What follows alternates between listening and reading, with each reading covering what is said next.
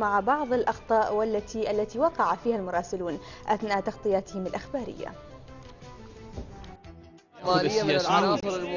من هذه الحفال ضغوطات مختلفة يتأثر بها المراسل الإخباري، منها نفسية وجسدية وأخرى جوية وغيرها، ينتج عنها إطلاق ضحكات أبو زهراء العالية موظف الإرشيف الذي يقضي وقت دوامه متربصا بأخطاء ومواقف المراسلين من خلال أرشفته للمواد التصويرية.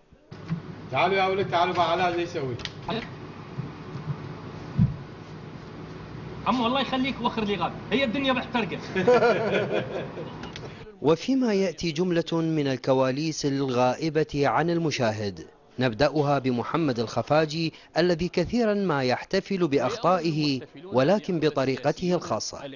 ويأمل المحتفلون أن يأخذ السياسيون من هذه الحفال. أما حيدر شكور فكانت له مشكلة لغوية ظل يصارعها خشية وقوعه في مصيدة اللغويين. انتظروني بعد الفاصل، أنا محدثكم. الزميل سعد غزالة تضايقه أصوات المحيطين به، فبعدما يعجز عن إسكاتهم تصبح الإيماءات لسان حاله. شباب بس صوتكم بدون زحمة عليه. شباب بس صوتكم شوي.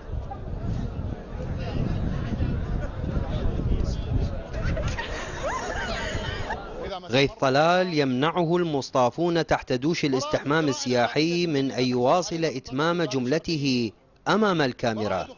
براءة اختراع عراقية جديدة تحصل عليها منطقة الباب الشرقي.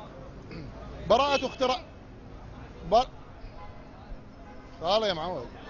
واثق الخطوة يمشي ملكا، وهذه سمة الزميل أثير عادل الذي إن لم يعجبه حال تكون هذه الإشارات حاضرة لديه.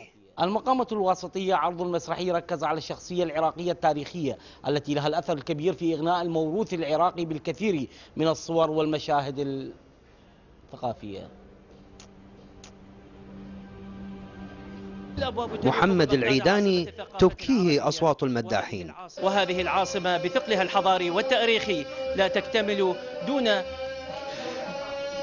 استغفر الله.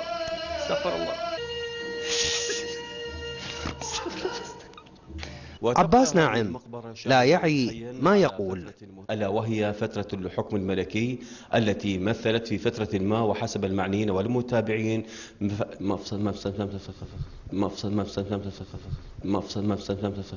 مراسلنا ضياء المرسومي يبدو أنه لا يخاف الكلاب.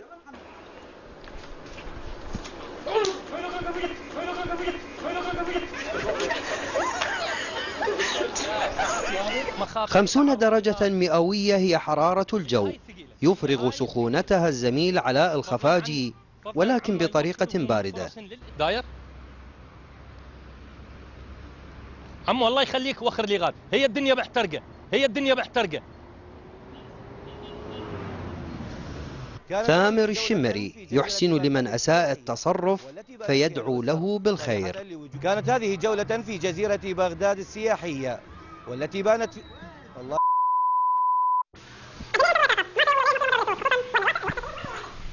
تطوير قابليات المتخرجين. صوت عالي.